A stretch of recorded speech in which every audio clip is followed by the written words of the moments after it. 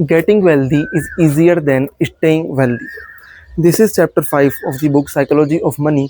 इस वीडियो में हम बात करने वाले हैं कि कैसे आप इजीली रिच तो बन सकते हो, बट कंपैरेटिवली रिच बने रहना, वेल्दी बने रहना बहुत ज़्यादा हार्ड है।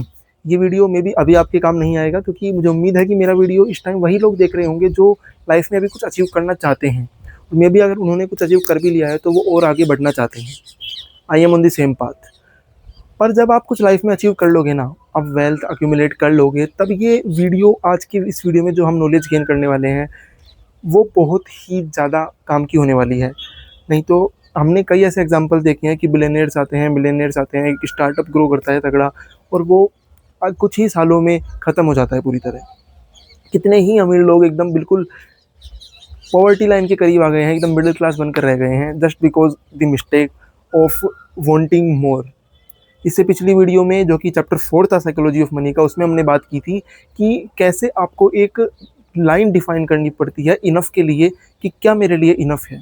उसी को आगे बढ़ाते हुए उसका सक्सेसर जो ये वीडियो है, इसमें हम बताने वाले हैं, जो ऑथर, मेरे कोई ज्ञान नहीं है ये, जो ऑथर मॉर्गन हसल अपने इस बुक में बता रहे हैं, वो है कि जब आप एक बार वेल्दी बन जाते हो ना, तो आपके अंदर एक इच्छा होती है कि अब मैं और पैसा कमाऊं और वेल्थ जनरेट करूं और आगे बढ़ूं, जो कि बिल्कुल भी बुरा नहीं है, जो कि एक फॉरमोस्ट थिंग है आपको वेल्दी बनाने के लिए और आगे बढ़ने के लिए, जो बहुत ज़रूरी है।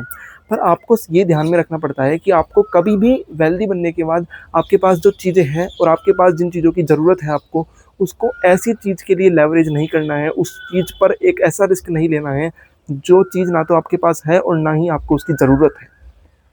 आपको ये ध्यान रखना है कि जैसा अगर अपन प्रॉपर्ली इन्वेस्टमेंट के पर्पज़ से देखें, जो इस बुक में समझाया गया है, वो है कि जब आप कहीं पर भी इन्वेस्ट कर रहे हो ना, तो किसी और दूसरे इंसान को कॉपी करने का ट्राई मत करो।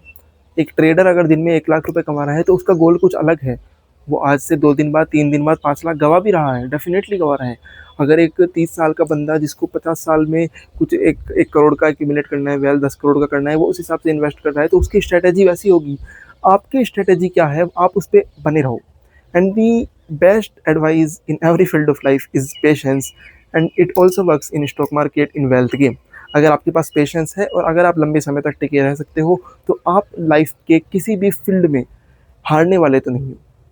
अगर मैं ऐसे ही वीडियो 2000 बना दूंगा ना, 10,000 बना दूंगा ना, मैं ही सफल हो जाऊंगा, सब सफल हो जाएंगे।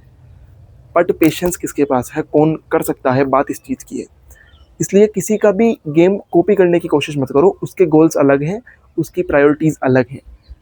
अगर कोई इंसान बहुत ज़्यादा प्रॉफिट कर ले रहा है, किसी पर्टिकुलर एसेट में इन्वेस्ट करके वो बहुत ज़्यादा प्रॉफिट कमा ले रहा है, बहुत ज़्यादा ग्रो कर ले रहा है एक पर्टिकुलर फील्ड ऑफ लाइफ में, तो ऐसा मत समझो कि मैं भी यही चीज़ करके इसकी तरह ग्रो कर जाऊँगा। नहीं, उसकी स्ट्रेटेजी अलग थी, उसका मोटिवेशन अलग था, उसका गोल्स अलग थे।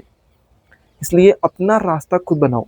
देखो, इस बुक के जितने भी वीडियोस चल रहे हैं ना, उसमें वीडियो बनाते टाइम ही मुझे नोटिस होता है ये, क्योंकि मैं कोई स्क्रिप्ट नहीं लिखता हूँ।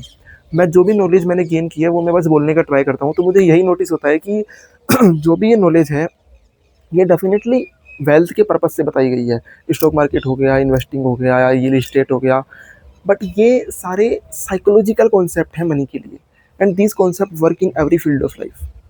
जैसे आज का जो टॉपिक बता रहा है कि कॉपी नहीं करना है आपको किसी के इन्वेस्टमेंट के सिनेरियो को, किस तरह से वो इन्वेस्ट कर रहा है उसको, और ये चीज़ तो हर एक फील्ड में लागू है। आपको किसी के कोई चीज़, पर्टिकुलर चीज़ सक्सेस हो रहा है, तो उसको कॉपी नहीं करना है। मतलब कॉपी करने का मतलब ये नहीं है कि अगर आपका इंटरेस्ट है तो डेफिनेटली कॉपी कीजिए। कॉपी करना तो बेस्ट चीज़ है। इसके ऊपर तो एक पर्टिकुलर बुक है, स्टिल लाइक एन आर्टिस्ट। मतलब अगर मैं अभी ये बोल रहा हूँ ना, कॉपी करना एकदम बढ़िया चीज़ है, तो मुझे आप गलत समझ रहे होंगे मे बी। बट मैं इस बारे में भी बात करना चाहूँगा कि कैसे कॉपी करना आपको सक्सेसफुल बना सकता है। बट अगर आप ये कर रहे हो कि आज इसको तो कॉपी करता हूँ, ये सक्सेसफुल हुआ, कल कोई और इंसान आया, उसने किसी और फील्ड में कुछ और बड़ा किया, चलो अब इसको कर लेता हूँ कॉपी, अब इसको करता हूँ, तो आप कुछ नहीं कर पाओगे। हमने पहले वीडियोस में ये बात की हुई है, आपको लगातार एक ही फील्ड में बहुत ज़्यादा मेहनत करनी पड़ेगी कुछ अचीव करने के लिए। इसलिए किसी को भी कॉपी मत करिए, ना ही वेल्थ के पर्पज़ से, इन्वेस्टमेंट के पर्पज़ से, ग्रोथ के पर्पज़ से, किसी भी फील्ड में। अपना पाथ चुनिए जो आपके लिए सूटेबल है, जो आपके लिए ईजिली एक्सेसिबल है, और उसे फॉलो करिए लंबे समय तक, एंड आप डेफिनेटली सक्सीड होंगे।